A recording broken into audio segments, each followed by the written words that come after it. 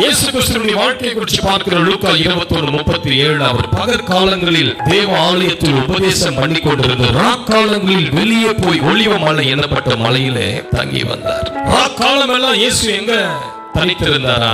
ஒலிவ மலை எனப்பட்ட மலையில தனித்திருந்தார். நல்லா கேளுங்க பிரதர் சிஸ்டர், ஆண்டவர் இரவு நேரங்களை தேடி பண்ணா. அதனால நிறைய சபைகளை நான் சொல்றேன், மாசத்துல 2 இரவாவது நீங்க தனியா ஃபாஸ்டிங் இருக்கு. இரவு ஃபாஸ்டிங் எல்லாரும் தூங்கின பிறகு நீங்க அந்த ஒரு இரவு மாசத்துல 2 இரவு கர்த்தருக்கு ஒப்பு கொடுத்து பாருங்க. சும்மா ட்ரை பண்ணி பாருங்க. ஒரு 2-3 மாசத்துல ஒரு 2 நைட் ஆண்டவருடைய சமூகத்துல உட்காருங்க. எல்லாரும் தூங்கட்டும், யாரையும் டிஸ்டர்ப் பண்ணாதீங்க. தனியா ஒரு மூலையில போயிடுங்க. நைட் ஃபுல்லா தேவனுடைய சமூகத்துல மன்றாடுங்க, முறையிடுங்க. ஆண்டவரை கேட்டுக்கிட்டே இருங்க, கூப்பிட்டுக்கிட்டே இருங்க. ஆண்டவரே உங்களை எனக்கு வெளிப்படுத்துங்கன்னு சொல்லுங்க, உங்க முகத்தை எனக்கு காட்டுங்கன்னு சொல்லுங்க, உங்க குரலை நான் கேட்கணும்னு சொல்லுங்க. ஆண்டவர்கிட்ட முறையிட்டு கொண்டே இருந்து பாருங்க. மாசத்துல 2 நைட் பிரேயர் தனியா பண்ணி பாருங்க. நான் சொல்றேன், என்ன நடக்குதுன்னு பாருங்க. உங்களால நம்பவே முடியாத அளவுக்கு கர்த்தர் உங்க குடும்பத்துல அற்புதங்களை செய்ய ஆரம்பிப்பார். ஒரு வீட்டுல ஒரு மனுஷன் எழும்பிட்டானா அந்த ஒரு மனுஷன் நிமித்தம் அந்த முழு சந்ததியும் கர்த்தர் ஆசீர்வதிப்பார். யாக்கோபு ஒரு இரவு தேவனை தேடனா, அவ்வளவுதான் முழு சந்ததியும் ஆசீர்வதிக்கப்பட்டது.